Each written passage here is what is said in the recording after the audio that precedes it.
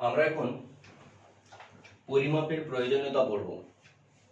পরিমাপের প্রয়োজনীয়তা, দেখো পরিমাপের প্রয়োজনীয়তা পড়ার জন্য আমরা প্রথমে এই বোর্ডে যে প্রশ্নগুলো লিখেছি এই প্রশ্নগুলোর উত্তর জানার চেষ্টা করব, উত্তর দেওয়ার চেষ্টা করব। তোমার উচ্চতা কত? তোমার ওজন কত? তোমার জন্য জামা বানাতে কতটা কাপড় লাগে? তোমার বিজ্ঞান বইয়ের দৈর্ঘ্য কত? তোমার স্কুল কখন শুরু হয়? আমরা একটা একটা প্রশ্নের উত্তর দেওয়ার চেষ্টা করি। দেখো তোমার উচ্চতা কত? আমি বললাম ধরো সাপোজ 6 ফুট, ধরলাম 6 ফুট। তোমার ওজন কত? ধরলাম যে 30 কেজি। এটা ওজন, অরিজিনালি ভর দিয়ে আমরা প্রকাশ করেছি, এটা ওজন বলতে এটা নিউটন বা ডাইনে প্রকাশ করতে হয়, তবু আমি কেজিতে রাখছি, মানে কেজি ভর বা কেজি ভার। কেজি ভর নয়, ভার করে দিলাম কেজি, আমরা কেজিতেই বলবো। ওজন কত? 30 কেজি। তোমার জন্য জামা বানাতে কতটা কাপড় লাগে? ধরো আমার জন্য জামা বানাতে 5 হাত একটা কাপড় লাগছে।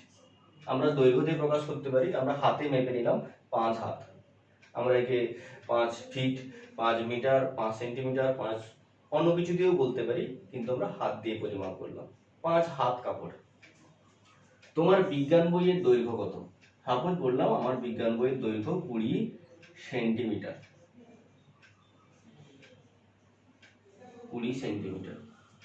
তোমার স্কুল কখন শুরু হয়? আমাদের স্কুল আমরা বললাম 10টাতে শুরু হয়, সকাল 10টাতে শুরু হয়। সকাল 10টায় শুরু হয়, মানে 10 AM। তাহলে দেখো আমরা এই যে উত্তরগুলো দিলাম, এই প্রশ্নগুলোর উত্তর দিলাম, কিভাবে দিলাম না, তোমার উচ্চতা তুমি কি করলে, ফিতের সাহায্যে তোমার উচ্চতাটাকে পরিমাপ করলে। ধরো এই দৈর্ঘ্যটা আছে, এটাই কি করব, আমরা কোনো স্কেলের সাহায্যে স্কেল বসিয়ে পরিমাপ করতে পারি। এটাকে আমরা কোনো ফিতে দিয়ে পরিমাপ করতে পারি, বাড়িতে যে ফিতে স্কেল থাকে তার সাহায্যে পরিমাপ করতে পারি, দিয়ে আমরা উচ্চতা পেলাম। আমরা ওজন পরিমাপ করলাম, আমরা দাঁড়িপাল্লার সাহায্যে ওজন পরিমাপ করি। আমরা কোনো মানে ওজন নির্ণায়ক যন্ত্রে পরিমাপ করে আমরা বলতে পারলাম যে এটা 30 কেজি বা এটা 40 কেজি বা এটা 50 কেজি। তোমার জন্য জামা বানাতে কতটা কাপড় লাগে? আমরা বললাম 5 হাত।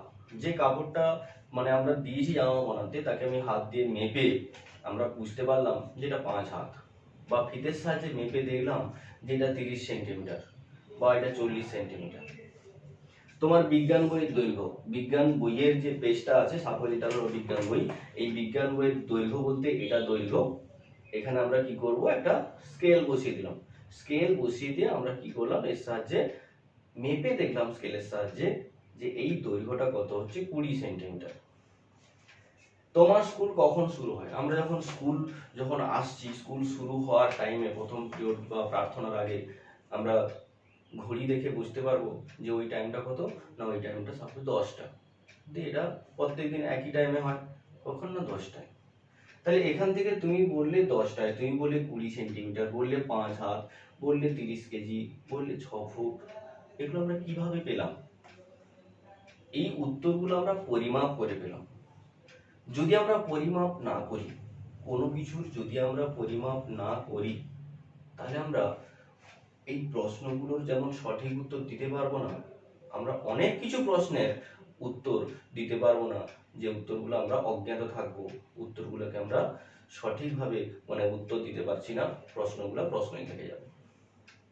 তাহলে আমাদের কিসের প্রয়োজন? পরিমাপের প্রয়োজন। পরিমাপ করে আমরা এই রাশিগুলার, এখানে উচ্চতার, এখানে ওজনের, এখানে কতটা মানে কি পরিমাণ, এখানে দৈর্ঘ্য, এখানে তোমার স্কুল কখন শুরু হয় মানে সময়, এদেরকে আমরা ব্যাখ্যা করতে পারি, এদেরকে আমরা বোঝাতে পারি যে এদের পরিমাণ কত। সবকিছু আমরা কিসের সাহায্যে করি? পরিমাপের সাহায্যে। যদি পরিমাপ না থাকতো, পরিমাপ পদ্ধতি না থাকতো, তাহলে আমরা কোনো কিছুকে সঠিকভাবে ব্যাখ্যা করতে পারতাম না। এই রাশিগুলোকে সঠিকভাবে ব্যাখ্যা করতে পারলাম না। আমরা এখানে যে পরিমাপ বলছি, পরিমাপ কার করছি? উচ্চতার করছি। পরিমাপ কার করছি? ওজনের করছি। এখানে কাপড়ের পরিমাপ করছি। কাপড়ের কি পরিমাপ করছি? না কতটা লাগছে, দৈর্ঘ্য পরিমাপ করছি। এখানে বিজ্ঞান বইয়ের দৈর্ঘ্য পরিমাপ করছি। এখানে আমার স্কুল কোন টাইমে শুরু হয়, মানে সময় পরিমাপ করছি। এখানে যাদেরকে আমরা পরিমাপ করছি তারা হচ্ছে রাশি, তারা হচ্ছে ভৌত রাশি, তারা হচ্ছে প্রাকৃতিক রাশি। আমরা যাকে পরিমাপ করি, যাকে পরিমাপ করি তাকে ভৌত রাশি বা প্রাকৃতিক রাশি বলে। যাকে আমরা পরিমাপ করি তাকে ভৌত রাশি বা প্রাকৃতিক রাশি বলে। তাহলে আমরা পরিমাপ কার করি? না, আমরা পরিমাপ করি ভৌত রাশি বা যে প্রাকৃতিক রাশি তার পরিমাপ করি। পরিমাপ করে আমরা তার মান পাই। তাদেরকে আমরা কিছু দিয়ে ব্যাখ্যা করেছি, ফুট, কেজি, এখানে হাত, এখানে সেন্টিমিটার, এখানে 10টা, এটা থাকবে এমপিএম, সময় থাকবে ঘন্টা, মিনিট, সেকেন্ড ইত্যাদি থাকবে। এগুলো হচ্ছে পরিমাপের একক। পরিমাপ করে একটা মান পাই, সেই মানটাকে আরো সঠিকভাবে ব্যাখ্যা করার জন্য আমরা তার পাশে কিছু কিছু লিখেছি, কিছু কিছু কথা লিখেছি। যেগুলা লিখেছি সেগুলো হচ্ছে পরিমাপের একক। আমরা একক ডিটেলসে পরে যাব। তো আপাতত আমরা কি করলাম না, পরিমাপ। পরিমাপের গুরুত্ব অপরিসীম। পরিমাপ না থাকলে আমরা এই জিনিসগুলোকে, এই প্রশ্নগুলোকে, এই মেজারমেন্টগুলোকে আমরা সঠিকভাবে ব্যাখ্যা করতে পারতাম না। তাই পরিমাপের গুরুত্ব হচ্ছে অপরিসীম। এই পরিমাপের ক্ষেত্রে দেখো, তোমার কাছে সাপোজ এরকম এলোমেলো পেঁচানো একটা জিনিস দেওয়া হয়েছে, বলছি এটার দৈর্ঘ্য নির্ণয় করব, দিয়ে সাপোজ এটার একটা দৈর্ঘ্য নির্ণয় করব। এই দুটোর ক্ষেত্রে বলছি 1, 2, বলছি এই দুটোর মধ্যে কার দৈর্ঘ্য বেশি, এই দুটোর মধ্যে কার দৈর্ঘ্য বেশি।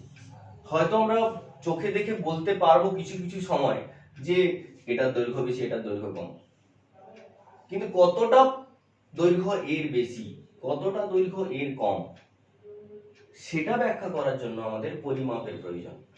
সেটা ব্যাখ্যা করার জন্য এর প্রকৃত দৈর্ঘ্য নির্ণয় করতে হবে। তার জন্য এর প্রকৃত দৈর্ঘ্য নির্ণয় করতে হবে।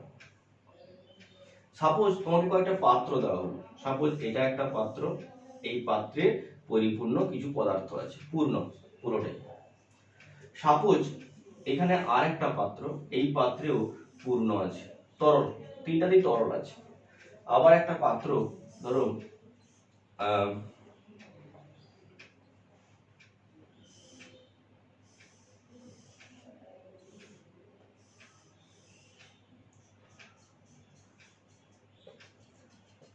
এটা একটা পাত্র, এরকম তিনটা পাত্র আছে, এটা 1 নম্বর, এটা 2 নম্বর, এটা 3 নম্বর।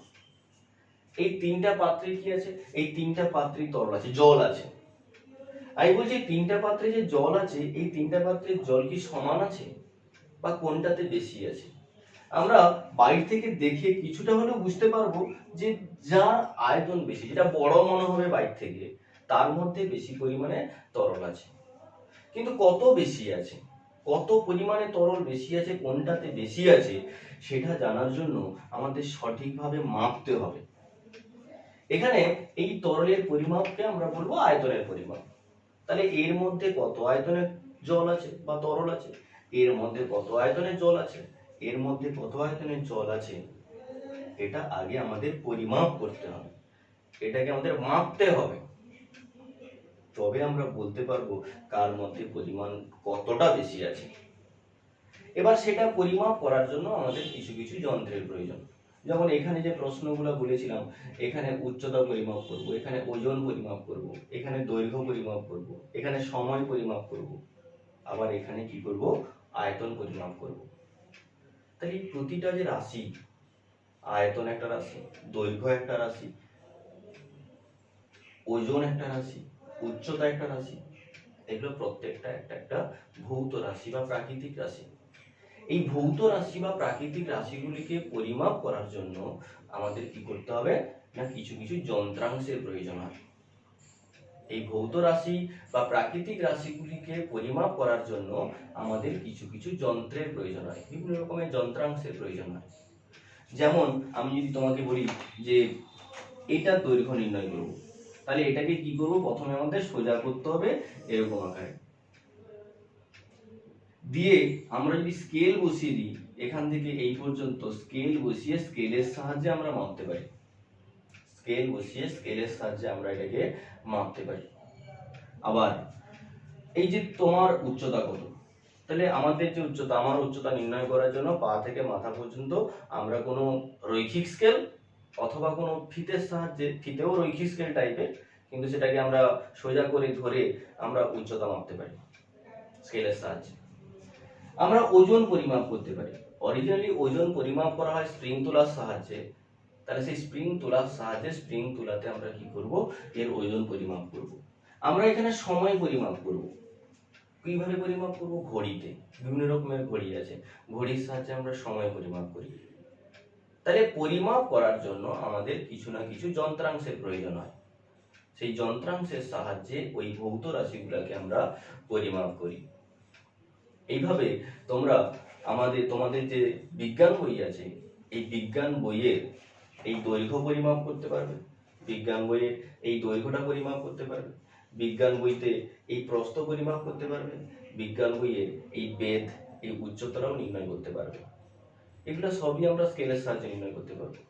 এই দৈর্ঘ্য স্কেলের সাহায্যে নির্ণয় করতে পারবো, এর প্রস্থ স্কেলের সাহায্যে নির্ণয় করতে পারবো, আর এই যে বেধ আছে এই বেধটাও আমরা স্কেলের সাহায্যে নির্ণয় করতে পারবো।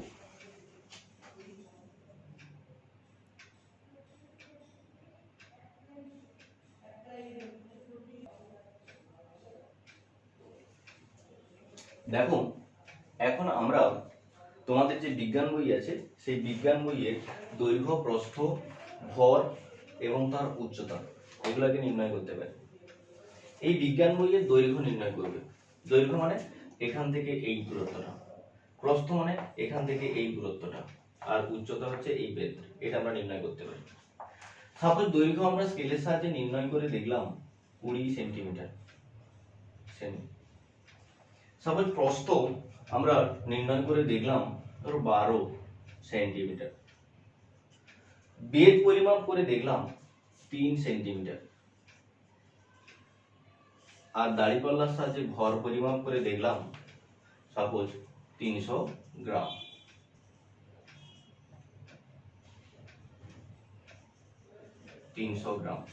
কার সাহায্যে পরিমাপ করলাম, দাঁড়িপাল্লার সাহায্যে বা তুলাদণ্ডের সাহায্যে। এই যে দৈর্ঘ্যটা পরিমাপ করলাম কার সাহায্যে, না এটা স্কেলের সাহায্যে, স্কেল, রৈখিক স্কেল। প্রস্থ পরিমাপ করলাম কার সাহায্যে, স্কেলের সাহায্যে, কোন স্কেল, না রৈখিক স্কেল। আবার বেধও পরিমাপ করলাম স্কেলের সাহায্যে। তাহলে আমরা এইগুলাকে পরিমাপ করছি, দৈর্ঘ্যকে, প্রস্থকে, বেধকে, ভরকে। আমরা কি বলেছিলাম, যাকে পরিমাপ করছি সে ভৌত রাশি, তাহলে এরা প্রত্যেকে একটা একটা ভৌত রাশি। এই ভৌত রাশিগুলোকে আমরা পরিমাপ করছি, এখানে কার সাহায্যে পরিমাপ করছি, স্কেলের সাহায্যে, স্কেলের সাহায্যে, স্কেলের সাহায্যে। এগুলো প্রত্যেকটা একটা একটা যন্ত্র, এই যন্ত্রাংশগুলোর সাহায্যে আমরা ভৌত রাশিগুলোকে পরিমাপ করলাম। এখানে ভর পরিমাপ করলাম কার সাহায্যে, না দাঁড়িপাল্লার সাহায্যে, তুলাদণ্ডের সাহায্যে তার ভর পরিমাপ করলাম। তাকে যদি অভিকর্ষ ত্বরণ দিয়ে গুণ করি তাহলে আমরা ভার পেয়ে যাব। এবার এখানে দেখা গেল এটা 300 গ্রাম পেয়েছি, তাহলে এখানে তুলাদণ্ড বা তুলাযন্ত্র বলতে পারি, যন্ত্র, আর এখানে দাঁড়িপাল্লা, এর সাহায্যে আমরা কি করলাম, ভর পরিমাপ করলাম। এখানে এটা হচ্ছে যন্ত্রাংশ।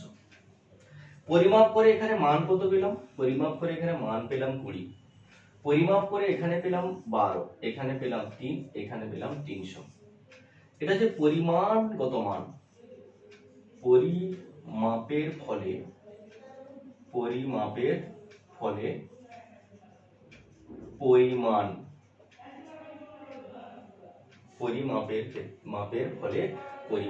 পরিমাপ করে একটা পরিমাণ পেলাম, মানে জাস্ট আমরা মান বলতে পারি, জাস্ট একটা মান বলতে পারি, ভ্যালু পেলাম, পরিমাপ করে একটা মান পেলাম। ভৌত রাশির মান পেলাম। এর ক্ষেত্রেও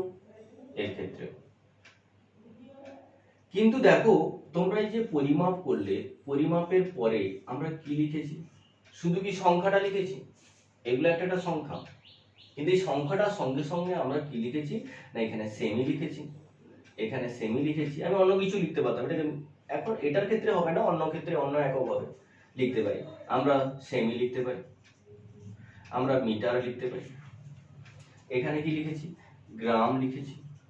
আমরা কোনো ক্ষেত্রে সেকেন্ড লিখতে পারি, আমরা কোনো ক্ষেত্রে আগে লিখেছিলাম ফুট লিখতে পারি।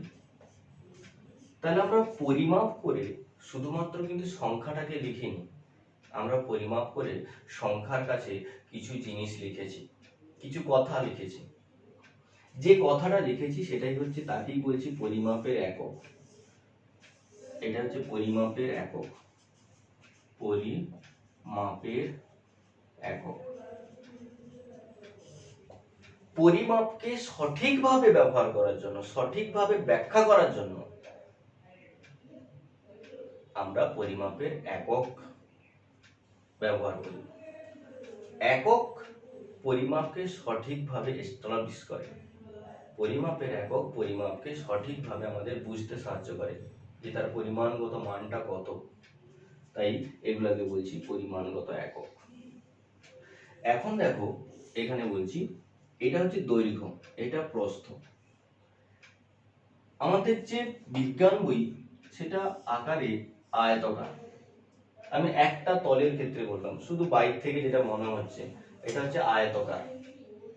এই আয়তাকার তলের ক্ষেত্রে এই উপরের অংশটা এটা হচ্ছে দৈর্ঘ্য, মানে এখান থেকে এইটা হচ্ছে তার দৈর্ঘ্য, এখান থেকে এটা হচ্ছে তার প্রস্থ। এইটা এবং এটা সমান হয়, মানে এই দুটো বাহু সমান, আর এখান থেকে এটার সঙ্গে এটা সমান। এটা দৈর্ঘ্য, এটা দৈর্ঘ্য, এটা প্রস্থ।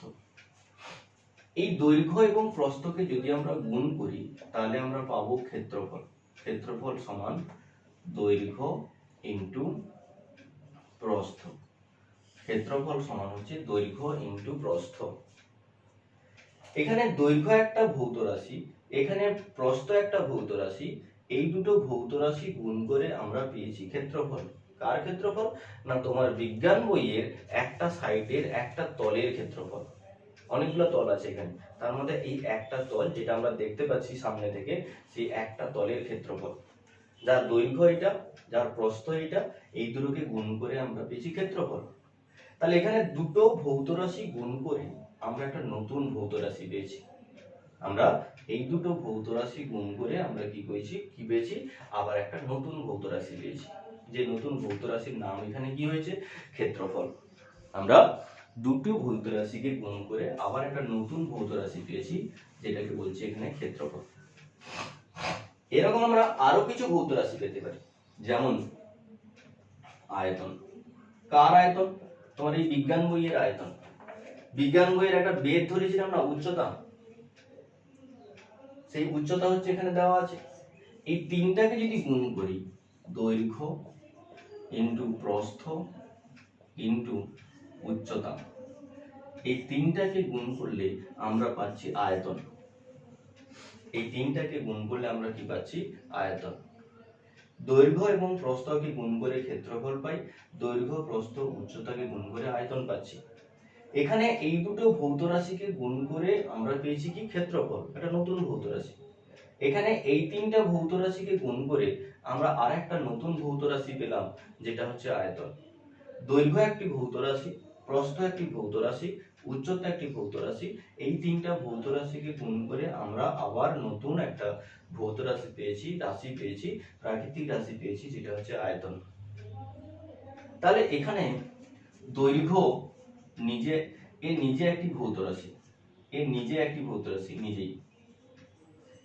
নিজে একটি ভৌত রাশি, এও নিজে একটি ভৌত রাশি, আবার এও একটি ভৌত রাশি।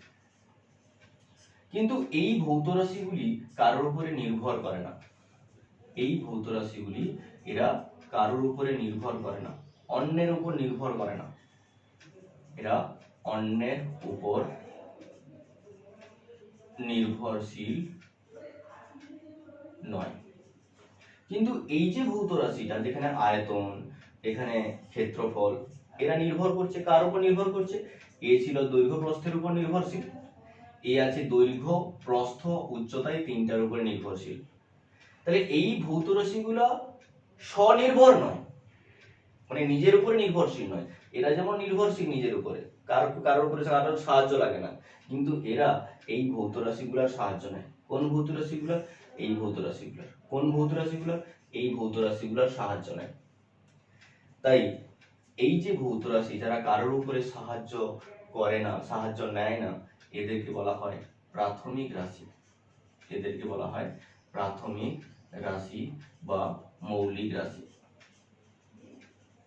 এদেরকে বলা হয় প্রাথমিক রাশি বা মৌলিক রাশি। আর এই রাশিগুলা, এই প্রাথমিক রাশি বা মৌলিক রাশিগুলাকে নিয়ে গঠিত হয়, তাই এদেরকে বলা হয় লব্ধ রাশি। এদেরকে বলা হয় লব্ধ রাশি। তাহলে এখান থেকে আমরা কি বুঝলাম? না, যে সমস্ত ভৌত রাশি কারোর উপরে নির্ভর করে না, যে সমস্ত ভৌত রাশিগুলা তারা নিজেরাই স্বনির্ভর, অন্যের উপর নির্ভর করে না, সেই ভৌত রাশিগুলাকে আমরা বলি কি? মৌলিক রাশি বা প্রাথমিক রাশি। আর যে ভৌত রাশিগুলা এই মৌলিক রাশিগুলাকে নিয়ে গঠিত হয়, ওই মৌলিক রাশিগুলোর উপর নির্ভরশীল, সেই ভৌত রাশিকে কি বলা হয়? লব্ধ রাশি। সেই মৌলিক রাশিগুলোকে বলছি আমরা লব্ধ রাশি। তাহলে এই মৌলিক রাশিগুলোরও একক আছে, এই লব্ধ রাশিগুলোরও একক আছে। যেমন এই মৌলিক রাশির দৈর্ঘ্য, এর একটা একক আমি সাপোজ বলছি সেন্টিমিটার, তোমরা পরে পড়বে এগুলো ডিটেলস, আপাতত এমনি বলছি। এই প্রস্থ, এর একটা একক বলছি কি? সেন্টিমিটার। এই উচ্চতা, এর একটা একক বলছি কি? সেন্টিমিটার।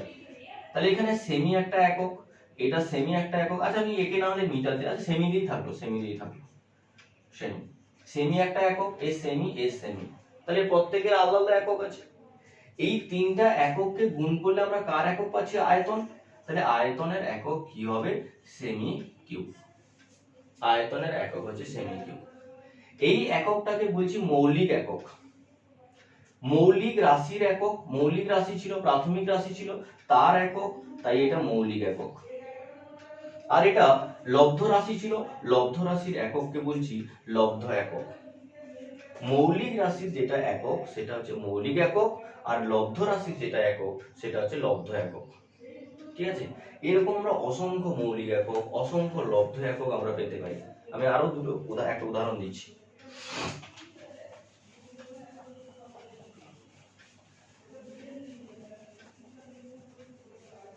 সাপোজ ধরো বেগ।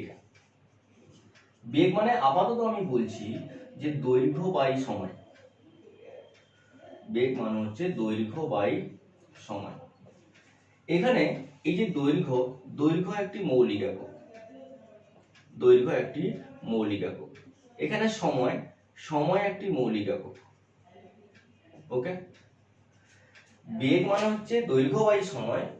এখানে যে দৈর্ঘ্য আছে, দৈর্ঘ্যটা হচ্ছে একটা মৌলিক একক, সময় হচ্ছে একটা মৌলিক একক। এই দুটো,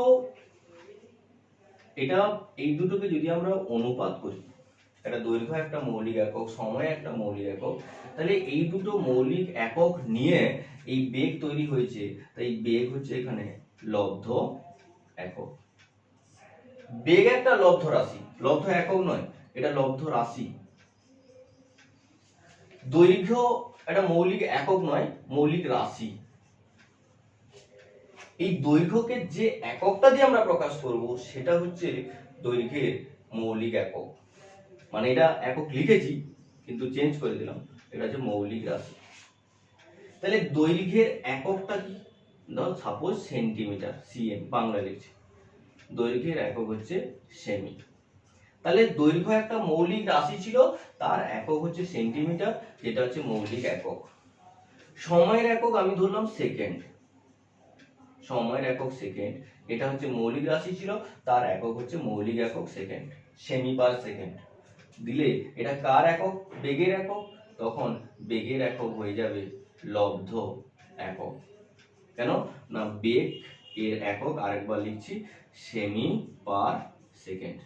তাহলে সেমি একটা মৌলিক একক আর সেকেন্ড একটা মৌলিক একক, এই দুটো মৌলিক একক নিয়ে তৈরি হয়েছে বেগের একক। তাই বেগ একটি লব্ধ রাশি আর বেগের একক হচ্ছে সেমি পার সেকেন্ড, দুটো মৌলিক একক নিয়ে গঠিত আর সে নিজে একটা লব্ধ একক। যে সমস্ত রাশি স্বয়ং নির্ভর, স্বনির্ভর, অন্যের উপরে নির্ভর করে না, সেই রাশিগুলোকে বলছি আমরা, সেই ভৌত রাশিগুলোকে বলছি আমরা মৌলিক রাশি বা প্রাথমিক রাশি।